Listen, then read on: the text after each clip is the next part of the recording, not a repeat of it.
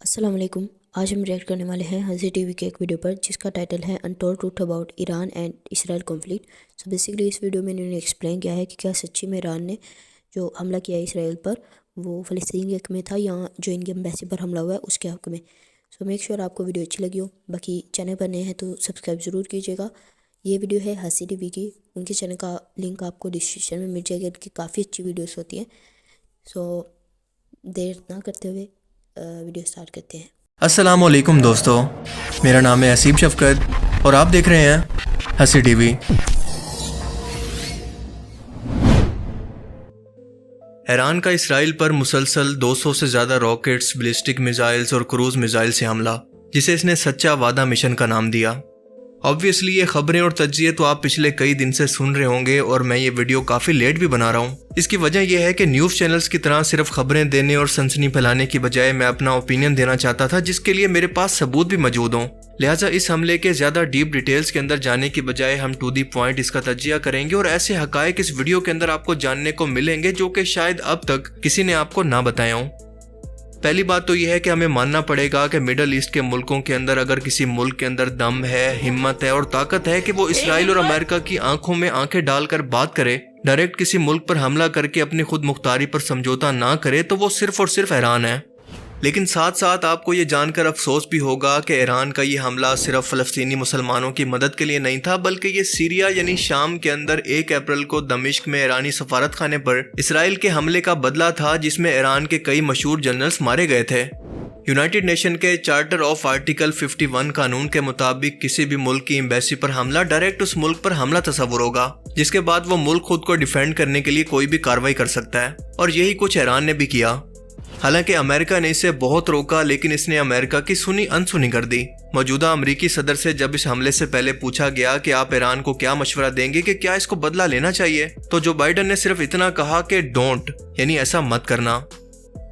Social media پر ایران کے اس attack کو بہت زیادہ یہ تصور دے کر پھیلایا جا رہا ہے کہ اس نے صرف فلسطینی مسلمانوں کی مدد کے لیے یہ راکٹ برسائے ہیں. اسرائیل اور باقی دنیا کو یہ پیغام دیا ہے کہ ہم مزید برداشت نہیں کریں گے کہ ہمارے فلسطینی مسلمان بھائیوں پر تم ظلم کرو. جیسا کہ پاکستانی میڈیا اور سوشل میڈیا انتہائی بے شرمی سے جھوٹ پھیلا رہا ہے اور ایسے تھمنیل بنا کر سنسنی پھیلا رہا ہے جس کا نہ کوئی سر ہے نہ کوئی پیر.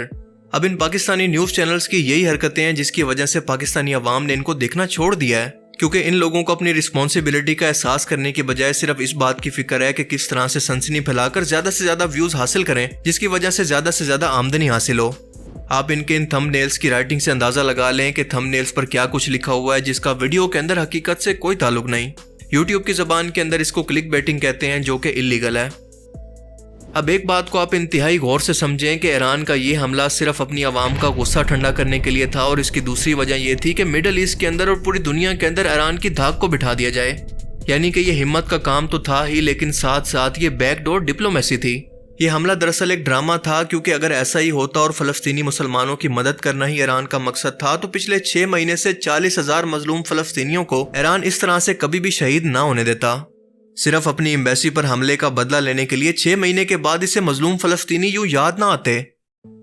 1 اپریل کو دمشق کے اندر ایرانی ایمبیسی پر حملہ ہوتا ہے، لیکن اس کے 14 دن تک ایران یہ مسلسل کہتا رہتا ہے کہ ہم اس کا بدلہ لیں گے، یہ اٹیک کسی بھی وقت ہو سکتا ہے. لیکن اصل اٹیک سے پہلے حقیقت یہ ہے کہ ایران نے اس حملے سے پہلے امریکہ کو یہ تمام انفارمیشن پہلے ہی دے دی تھی کہ اس وقت تک یہ راکٹ اسرائیل تک پہنچ جائیں گے، اور امریکہ نے اسرائیل کو یہ خبر پہنچا دی کہ اپنا انتظام کر لو. اور یہی وجہ تھی کہ اسرائیل نے اپنے تمام ڈیفنس سسٹم کو پہلے ہی ایکٹیویٹ کر رکھا تھا، اور اسی وجہ سے ایران کے 200 کے قریب راکٹس اور بلسٹک میزائل برسانے کے باوجود بھی اسرائیل کے اندر کسی ایک شخص کی موت کی بھی خبر نہیں ملتی. انفیکٹ ان راکٹس میں سے 99% کو اسرائیل کے ایئر ڈیفنس سسٹم نے ہوا میں تباہ کر دیا.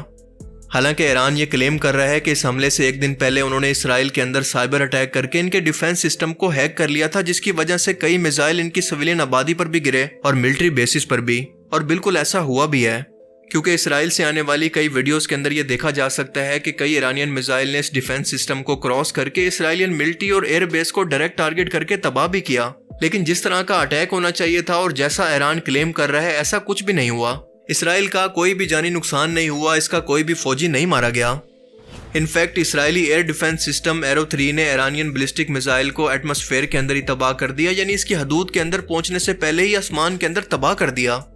اور دیکھیں اس چیز کے لیے ایران کو بلیم نہیں کیا جانا چاہیے کیونکہ اس نے جو بھی کیا ٹھیک کیا، کیونکہ ایران کے لیے اس صورتحال کے اندر کسی بھی ملک کے ساتھ جنگ میں شامل ہونا، جب سعودی عربیہ سمیت عرب ملک امریکہ اور اسرائیل کے اتحادیوں اس معاملے پر گونگے شیطان بنے ہوں، ایران کے مفاد میں بالکل نہیں ہے، بلکہ یہ خودکشی جیسا ہے۔ لہٰذا ایران کو یہ حق ہے کہ وہ بظاہر دنیا کو دکھانے کے لیے کہ ہم نے اس حملے کا بدلہ بھی لے لیا اور حالت جنگ کی طرف بھی اپنے ملک کو نہیں جانے دیا، یہ سب سے بہترین آپشن تھا۔ دوسری طرف ایران حزب اللہ کے ذریعے مسلسل پراکسی وار کر کے اسرائیل پر حملہ کروا رہا ہے، لیکن اس وقت وہ اسرائیل کے ساتھ کسی بھی جنگ کو ڈائریکٹلی افورڈ نہیں کر سکتا، اور اگر وہ ایسا کرتا ہے تو آپ مجھے بتائیں کہ دنیا کا کون سا مسلم ملک ایران کی مدد کے لیے سامنے آئے گا سوائے کچھ گنے چنے غیر مسلم ملکوں کے، یعنی رشیا اور چائنا کے، جو کہ ڈائریکٹلی امریکہ اور اسرائیل کے مخالف ہیں۔ ایران چاہتا ہے کہ سعودی عربیہ کی بجائے مڈل ایسٹ کے اندر اس کی حکمرانی اور وہ مسلم دنیا کو لیڈ کرے، لہٰذا ایک وجہ تو اس حملے کی یہ بھی تھی کیونکہ باقی عرب ملکوں کے اندر اب کوئی دم خم باقی نہیں رہا۔ اسرائیل نے امریکہ کے ذریعے ہر اس عرب ملک کو اپنے آس پاس تباہ اور انسٹیبل رکھا ہوا ہے جو کہ کبھی اسرائیل کے وجود کے لیے خطرہ ہو سکتا تھا۔ مثال کے طور پر عراق، شام، لیبیا، فلسطین اور مصر کی مثال لے لیں۔ سعودی عربیہ کی بیک پر بھی کیونکہ امریکہ ہے اور مکہ مدینہ کی وجہ سے وہ مسلم دنیا کا لیڈر ہے، اور اگر آج پریکٹیکلی طور پر امریکہ سعودیہ کی بجائے ایران کی بیک پر کھڑا ہو جائے تو وہ بھی اس وقت امت مسلمہ کا لیڈر بن جائے گا، جو کہ ممکن نہیں ہے، کیونکہ ایران میں آل سعود کی طرح امریکن پپٹ حکومت موجود نہیں ہے، اور اس کے علاوہ امریکہ اور اس کے اتحادیوں نے نیوکلیر ویپن بنانے کا الزام لگا کر ایران سے تعلقات خراب کر رکھے ہیں اور اس پر اقتصادی پابندیاں لگا رکھی ہیں۔ اسرائیل کے دمشق کے اندر ایرانین ایمبیسی پر حملے کے دو مقصد تھے، ایک تو یہ کہ ایران یہاں سے حماس اور حزب اللہ کو تمام مالی اور اسلحے سے مدد کر رہا تھا اسرائیلی آرمی سے لڑنے کے لیے، اور یہ خطرہ اب ٹل چکا ہے۔ دوسرا، مڈل ایسٹ کے ممالک کو کمزور کرنے کے بعد اسرائیل کو سب سے زیادہ خطرہ ایران سے حملے کا تھا، کیونکہ وہ اس وقت نیوکلیر بوم بنانے کے بہت قریب ہے، جو کہ اسرائیل کبھی بھی افورڈ نہیں کر سکتا۔ اس لیے اس نے اس سے پہلے ایران کو جان بوجھ کر انگلی کی ہے کہ وہ جوابی حملہ کرے اور اسرائیل مظلوم بن کر اپنے سیلف ڈیفنس کے نام پر امریکہ کے ساتھ مل کر ایران کو پابندیاں لگا کر اور اس پر حملہ کر کے اس کو تباہ کر دے۔ لیکن اس بار امریکہ نے سمجھداری کرتے ہوئے اپنا ہاتھ اسرائیل کی سپورٹ سے کھینچ لیا ہے۔ اس کا کہنا ہے کہ ہم اسرائیل کو دوست اور اتحادی ہونے کے ناطے ایرانی حملے سے ڈیفینڈ کرنے کے اندر مدد تو ضرور کریں گے، لیکن ایران پر ڈائریکٹ حملہ کرنے کے لیے ہم اسرائیل کی کوئی مدد نہیں کر سکتے۔ اب اس کی وجہ یہ ہے کہ امریکہ کے اندر کچھ ہی ٹائم کے بعد صدارتی الیکشن ہونے والے ہیں، اور امریکی عوام پہلے ہی غصہ ہے کہ ان کے ٹیکسوں کا پیسہ بیگانی جنگوں کے اندر اس طرح سے برباد کیا جاتا رہا ہے کہ اس کا کوئی بھی حاصل وصول نہ ہو، یہاں تک کہ ان جنگوں کے لیے امریکہ قرض لے کر خود مقروض ہو چکا ہے۔ لہٰذا اب اگر افغانستان کی جنگ سے نکلنے کے بعد اور یوکرین کی جنگ کے اندر ٹانگ پھنسانے کے بعد، فلسطین کے اندر اسرائیل کی مدد کرنے کے بعد بھی امریکہ اس جنگ کے اندر اسرائیل کے اکسانے پر اگر ایران کے ساتھ وہ خود کو جنگ کے اندر انگیج کر لیتا ہے تو ڈونلڈ ٹرمپ صدارتی امیدوار کے طور پر مضبوط ہو جائیں گے، کیونکہ اس بندے کے کریکٹر سے آپ چاہے جتنا مرضی اختلاف کر لیں، لیکن یہ بات حقیقت ہے کہ یہ بندہ زبان کا برا ضرور ہے لیکن اسٹریٹ فارورڈ ہے۔ اس کو ڈپلومیسی کا بالکل بھی شوق نہیں ہے کہ دروازے کے پیچھے رہ کر کوئی اور بات کرے اور دنیا کے سامنے کوئی اور بیان دے۔ یہ بندہ بالکل سیدھی بات کرتا ہے، جس کی وجہ سے یہ امریکن ڈپلومیٹس کو یا امریکن پارلیمنٹ کو بالکل بھی پسند نہیں ہے، اور سب سے بڑھ کر یہ ان تمام جنگوں کا مخالف ہے جو کہ امریکہ نے ماضی کے اندر عراق، افغانستان، سیریا وغیرہ کے اندر لڑ کر اپنا پیسہ برباد کر کے اپنے فوجیوں کو مروا کر بدلے میں کچھ بھی حاصل نہیں کیا۔ اور دوسرا، اگر امریکہ اس جنگ کے اندر شامل ہوتا ہے تو رشیا نے یہ دھمکی دی ہے کہ وہ بھی اس جنگ کے اندر کود پڑے گا، جس کے بعد ورلڈ وار 3 ہونا تو کنفرم ہے، کیونکہ آج دنیا کے کئی ملکوں کے پاس نیوکلیر ہتھیار موجود ہیں اور ہر ملک ٹریڈ کی وجہ سے دوسرے ملک پر ڈیپینڈنٹ ہے۔ سب سے زیادہ نیوکلیر ہتھیار یعنی 90% تو صرف امریکہ اور رشیا کے پاس ہیں۔ اس لیے اسرائیل کو ڈیفینڈ کرتے ہوئے امریکہ خود کو تباہ نہیں کر سکتا، لیکن اسرائیل یہ چاہتا ہے کہ امریکہ کو زبردستی اس جنگ کے اندر گھسیٹ کر لے جائے۔ حالانکہ امریکہ پہلے ہی تائیوان، فلسطین اور یوکرین کی جنگ کے اندر اپنے پاؤں پھنسا چکے ہیں اور ایک نئے محاذ پر وہ اس جنگ کو افورڈ نہیں کر سکتا۔ لہٰذا ایران کے اس حملے کے بعد امریکہ کا یہ رسپانس تھا کہ ٹھیک ہے، اس کے بعد آگے کچھ مت کرنا، یعنی دونوں طرف سے بدلہ پورا ہو چکا ہے، مزید کسی حملے کی کوئی ضرورت نہیں۔ دیکھیں، دنیا کے ہر ملک کو خود کو ڈیفینڈ کرنے کا اور ڈپلومیسی کا مکمل حق حاصل ہے، اس کے لیے چاہے وہ پلینٹڈی کچھ کیوں نہ کرے، لیکن ایران کی اس ہمت کی داد دینا پڑے گی کہ اس نے اس بار ڈائریکٹ اپنے ملک سے یہ حملہ کرنے کی جرت کی ہے، اور ساتھ ساتھ یہ دھمکی بھی دی ہے کہ اگر کسی ملک نے اسرائیل کو جوابی حملہ کرنے کے اندر مدد کی تو اس پر بھی ایران حملہ کر دے گا۔ آپ سب یہ بات اچھی طرح سے جانتے ہیں کہ دنیا کا کوئی بھی ملک آج کے ٹائم کے اندر بھی اسرائیل کو ڈائریکٹ یہ دھمکی دینے کی جرت بھی نہیں کر سکتا۔ ایران نے یہ بیک ڈور ڈپلومیسی اسی لیے کی کہ دنیا تیسری عالمی جنگ کی طرف نہ جائے، اور یہ بہت ہی عقل مندانہ فیصلہ تھا۔ قاسم سلیمانی کی شہادت پر بھی ایران نے بدلہ لینے کا اعلان کیا تھا، لیکن ایسا کچھ نہیں ہوا۔ بلکہ اس ٹائم پر بھی ایران نے دنیا کو تیسری عالمی جنگ سے بچانے کے لیے صرف پراکسی وار ہی لڑنے کا فیصلہ کیا۔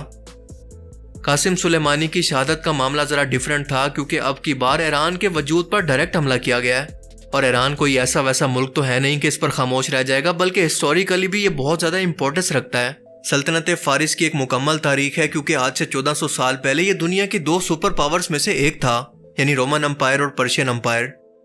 آج کے ٹائم کے اندر دنیا بدل چکی ہے، کیونکہ روایتی جنگوں سے ہٹ کر آج دنیا کے کافی ملک نیوکلیر ہتھیار بنا چکے ہیں، اور اگر یہ جنگ ہوتی ہے تو صرف 2 ملک نہیں بلکہ پوری دنیا سفر کرے گی۔ پوری دنیا کی اکانومی تباہ ہو جائے گی، انوائرمنٹ تباہ ہو جائے گا، اور پوری دنیا اس کے اندر نہ چاہتے ہوئے بھی انوالو ہو سکتی ہے۔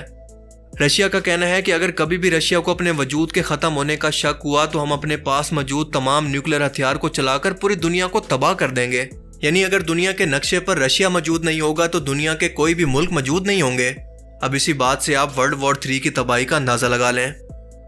ایران کے اس حملے کے بعد اسرائیل یقیناً اس کا بدلہ ضرور لے گا، لیکن تب تک اسے عالمی جنگ کے اندر نہیں بدلے گا جب تک کہ اسے امریکہ اور اتحادیوں کی مکمل سپورٹ حاصل نہ ہو جائے۔ لیکن تب تک تیسری عالمی جنگ کا کوئی خطرہ نہیں، جیسا کہ یہ ایکسپرٹ ٹرینڈ کر رہا ہے۔ آئی ہوپ کہ اس ویڈیو سے آپ کو بہت کچھ نیا جاننے کو ملا ہوگا اور یہ ویڈیو آپ کو پسند آیا ہوگا۔ اگر یہ ویڈیو آپ کو اچھا لگا اور مزید آپ اس طرح کی ویڈیوز دیکھنا چاہتے ہیں تو اس چینل کو ضرور سبسکرائب کریں۔ اب میں ملوں گا آپ سے ایک ایسی ہی نئی انٹرسٹنگ ویڈیو میں،